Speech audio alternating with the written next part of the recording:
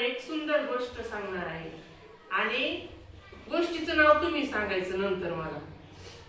एक राजू नावाचा मुलगा होता आणि त्याने काय केलं, तुमच्यासारखा छोटा होता तो असा, आणि त्याने काय केलं, लहान असताना लहान मुलांना खूप आवडतं बघा, कुणाची पेन्सिल आवडती, कुणाचं पुस्तक आवडतं, कुणाचा पेन आवडतो, कुणाची काय वाटतं की आपल्याला वही घ्यावा, कुणाची तरी चोरून घ्यावा असं वाटतं की नाही, एक असतं घ्यावं वाटतं त्या वयामध्ये. मग असा हा राजू नावाचा एक मुलगा होता आणि त्या राजूंनी काय केलं, एक लहान असताना त्यांनी वही चोरून आणली, पेन चोरून आणला, पेन्सिल चोरून आणली आणि ते त्याच्या आईला म्हणला की आई मी काय केलं, आज पेन चोरून आणला, वही चोरून आणली. तर त्याची आई काय म्हणली, बर ठीक आहे, तुला काय होईल, लिहायला होईल, ते राहू दे, आणि रोज त्याने लिहित जातो. मग त्याला बरं वाटलं, त्याला वाटलं आई आता काहीच म्हणत नाही आपल्याला. मग दुसऱ्या दिवशी तो पैसे चोरायला लागला. मग पैसे चोरले, तिसऱ्या दिवशी काय झालं, वेगवेगळ्या वस्तू चोरायला लागला. समाधान बुडालं. दुसऱ्या दिवशी काय करायला लागला, वस्तू चोरायला लागला. तो आईला म्हणायचा, आई बघ मी हे आणलंय, पण त्याची आई म्हणायची बरं राहू दे, मग तुला होईल आता. मग असं मोठं होत होत होत मग त्याचा अभ्यास करायचं काय झालं, कमी झालं आणि त्याला चोरी करायची सवय लागली. त्याला आवडायला लागलं ते चोरी करायला, कारण त्याची आई म्हणत होती चोरी हे सांगतच नव्हती की चोरी करू नये, चोरी करणं पाप असतं, वाईट असतं आपल्यासाठी, असं काहीच सांगत नव्हती. आणि मग तो काय झाला, खूप मोठा चोर झाला. चोर जाऊन तो काय झाल्यानंतर दरोडेखोर झाला मोठा. आणि मग तो काय करायला लागला, घरावर डाके टाकायला लागला, वेगवेगळ्या लोकांचं सोनं चोरायचा, काही चोरायचा.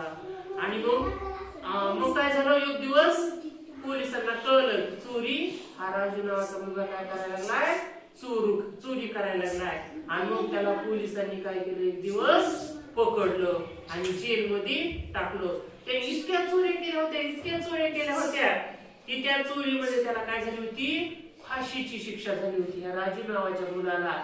आणि मग शेवटच्या वेळेला त्याला आता फाशी द्यायची होती आणि त्यावेळेला त्याला त्या विचारलं त्या जजनी, तुझी इच्छा काय आहे राजू, तुझी इच्छा काय आहे.